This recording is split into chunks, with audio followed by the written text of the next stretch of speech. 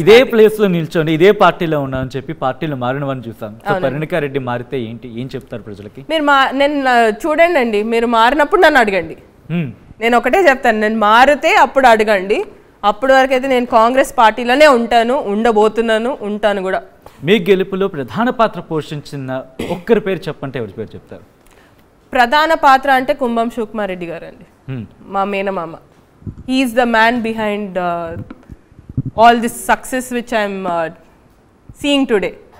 So ఆయన రాజకీయంగా త్యాగం చేసి ఉండకపోతే నేను ఈ పొజిషన్లో ఉండేదాన్ని కాదు. So he is the backbone and he is a pillar also andi. మీ భర్త గురించి వస్తే, my husband andi, he is very supportive andi, the biggest support I have. But both are doctors, the same profession. ఎట్లా ఇంట్లో?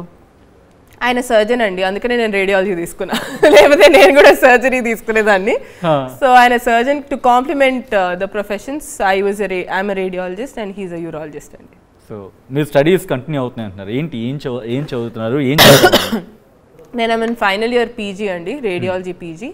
I have my exam in another 6 months.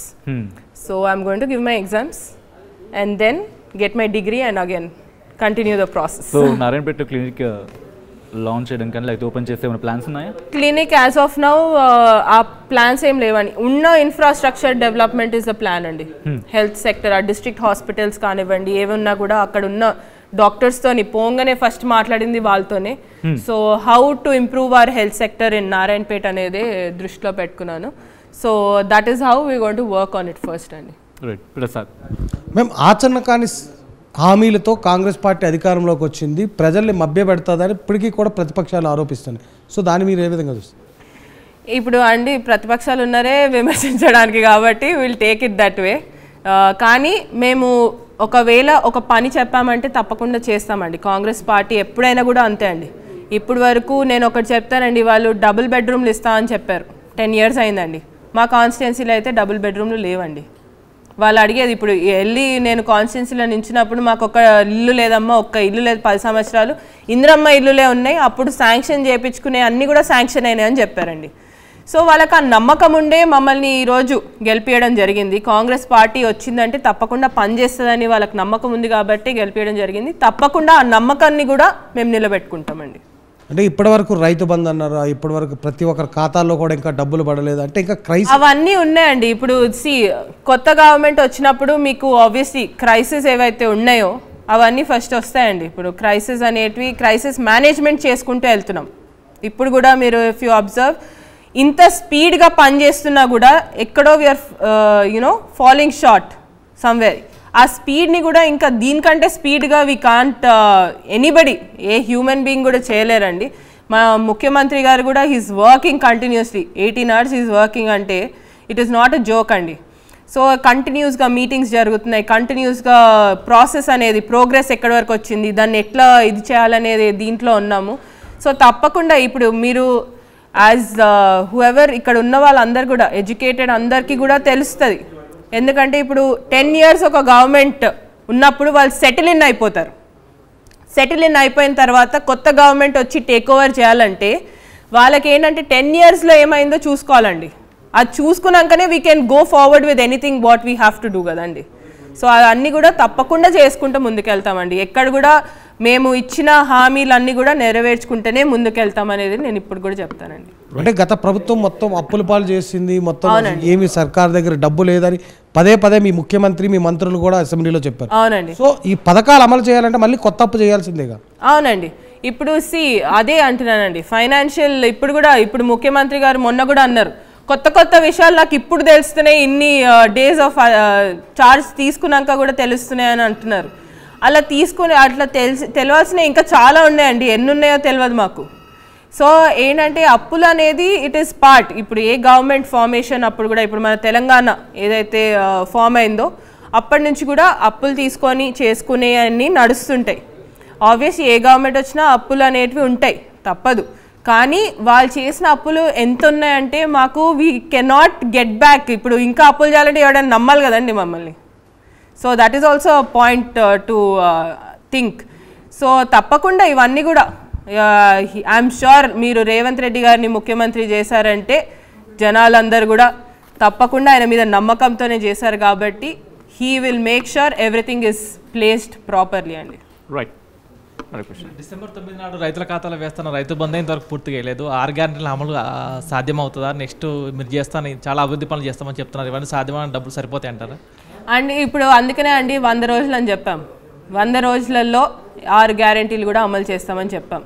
So మేము ఇప్పుడు ఏంటంటే తీసుకున్న తర్వాత 100 రోజులని పీరియడ్ మాకు మేము పెట్టుకున్నాం, సెట్ చేసుకున్నాం. ఆ పీరియడ్లో చేస్తామని చెప్పాం. తప్పకుండా ఏంటంటే సమకూర్చుకుంటారని చెప్పి నిధులు ఎలా సమకూర్చుకుంటారా 100 రోజుల్లో? సాధ్యమవుతుందా? సాధ్యం అవుతుందండి. ఇప్పుడు చెప్పామంటే అవుతుంది తప్పకుండా. గవర్నమెంట్ అనేది మేము ఆలోచనలో ఉన్నామంటే తప్పకుండా చేస్తుంది. ఆ ఫైనాన్సెస్ అనేవి కూడా మేనేజ్ చేసుకుంటూ ముందుకెళ్తామండి. నెల రోజుల్లోనే పర్ణికారెడ్డి చాలా సీనియర్ పొలిటీషియన్ అయిపోయినట్టున్నారు. అవునా? అది మీరు చెప్పాలండి, ఆయననో లేదో. ఆయననంటారా? మీ మాటలు బట్టి తెలిసిపోతుంది కదా. ఇంకా నెల రోజులు, రేపటికి నెల రోజులు అవుతుంది మీరు గెలిచి 3వ తారీఖు. నేను టైం చూసుకోవట్లేదండి. కానీ నెల రోజులకి ఇంత పరిణితి ఎలా వచ్చింది పర్ణికారెడ్డిలో? నేను మేబీ ముందు నుంచి కూడా ఇలానే అన్నానండి. ఎందుకంటే I'm use to talking this way. నేను ఎక్కడ కూడా ఇప్పుడు మేకప్ చేసి మాట్లాడితే, నేను చెప్పాను కదండి, స్పీచ్ ఎవరైనా రాసిస్తే ఇప్పుడు నేను బట్టి కూడా చెప్తే వేరేలాగా కనిపిస్తుంది మీకు. ఇప్పుడు ఐఎమ్ టాకింగ్ ఇప్పుడు నేను ఏం మాట్లాడుతున్నా కూడా హార్ట్ఫుల్గా మాట్లాడుతున్నాను. డాక్టర్స్ చాలా తక్కువ మాట్లాడతారు అన్న మాట వినిపిస్తుంటుంది. కానీ ఈ డాక్టర్ ఇప్పుడు రాజకీయాల్లోకి వచ్చినాక తక్కువ మాట్లాడితే జనాలు నమ్మాలి కదండి. అయినా నేను తక్కువనే మాట్లాడతాను. యాక్చువల్లీ మీరు ప్రచారంలో కూడా నా వీడియోస్ చూస్తే నాకు మాటలు తక్కువ వస్తాయి, స్పీచ్లు రావు. ముచ్చట చెప్తా అని ముచ్చట చెప్పినా అండి ప్రతి దగ్గర. That is how I started my tag line as ముచ్చట చెప్తా అని చెప్పి. ఎందుకంటే ఇప్పుడు నేను స్పీచ్ చెప్తే వాళ్ళకి ఎట్లుంటుంది అంటే స్పీచ్లో మాట్లాడుతుంది వెళ్ళిపోయిందని అనుకుంటారు. ముచ్చట చెప్తే మంచిగా అర్థమవుతుంది ఎవరికైనా. So that is how I maintain myself. I'm like this only. I have been like this.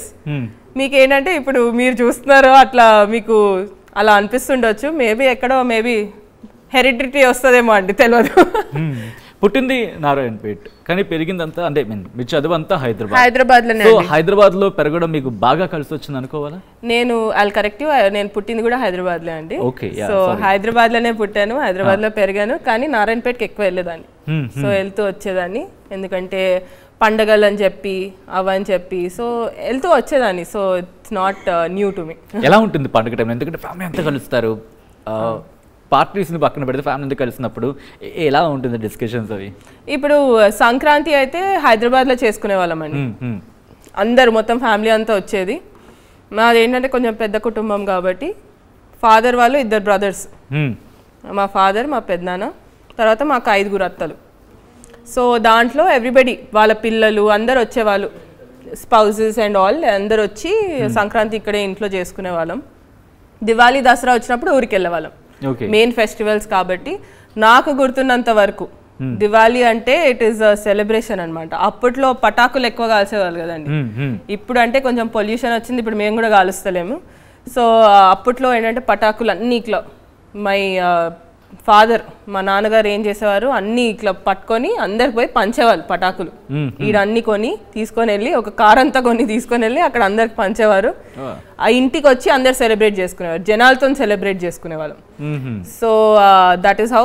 అదే గుర్తుందండి మెయిన్ గా. దసరా అంటే అరుణత్ ఇంటికి వెళ్ళినప్పుడు కానీ, అదే అరుణ్ గారి ఇంటికి వెళ్ళినప్పుడు కానీ వాళ్ళ ఇంట్లో ఏ టైంలో వెళ్తూ ఉంటారు? బేసికల్గా ఏ పండుగలకి వెళ్తూ ఉంటారు లేదండి, ఎనీ ఫంక్షన్స్ అండి. ఫంక్షన్స్ ఉన్నప్పుడు వి యూస్ టు మీట్. పండుగలు ఎవరింట్లో వాళ్ళు చేసుకునే వాళ్ళము. అదే సంక్రాంతి ఒక పండుగకి అందరు వచ్చేవారు ఇంటికి. మేము జాయింట్ ఫ్యామిలీలో ఉండేవాళ్ళం కాబట్టి అందరు వచ్చేవాళ్ళు. Otherwise any functions we use to go అండి. హౌ లాంగ్ ఎన్ని రోజులు సెలబ్రేట్ చేసుకున్నారు పండుగ అక్కడ ఇంట్లో? బాగానే అండి, till I was there. So it was good enough, good amount. ఇప్పుడు ఒక రోజు సంక్రాంతి ఉంటే 3 days అండి కంటిన్యూస్ గా నడిచేది. సో అలా. Right, thank you so much Paranikareddy garu ఆర్టీవీకి వచ్చి అన్సెన్సర్లో పాల్గొని చాలా విషయాలను పంచుకున్నారు. మీ రాజకీయ ప్రస్థానం నుంచి మొదలుపెట్టి మీరు ఏం చేస్తారని అనే విషయాన్ని పంచుకున్నందుకు. సో మీ గ్యారంటీలకు సంబంధించి అమలు విషయంలో కూడా కొన్ని హామీలు ఇచ్చే ప్రయత్నం చేస్తున్నందుకు once again thank you so much RTV అన్సెన్సర్లో పాల్గొన్నందుకు. ఇది